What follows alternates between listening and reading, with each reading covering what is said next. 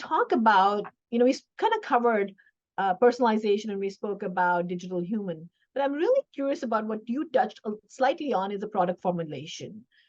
Can you talk a little bit more about how AI can truly help in product formulation? And that really reflect not only on beauty brands, but that could really impact on any kind of product formulation. It could be chemical industry, it could be a pharmaceutical industry. So can you talk a little bit about how, because that is really intriguing, because especially in healthcare, pharma companies could also focus on product formulation based upon what the consumer needs are. Absolutely. I mean, since I'm not expert on the pharma side, I wouldn't talk about that, but I'll use the fragrance as an example.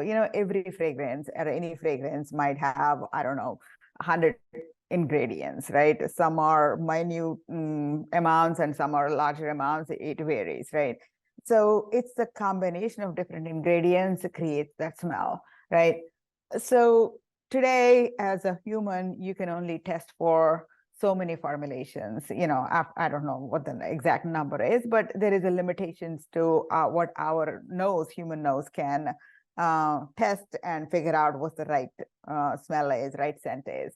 Whereas a machine with AI, it can actually test million formulations and 10 million combinations instantly. And based on that you can make decisions faster, or you can actually, mix those things right in the store, in front of the consumer, depending on the occasion, depending on what they like and all that kind of stuff.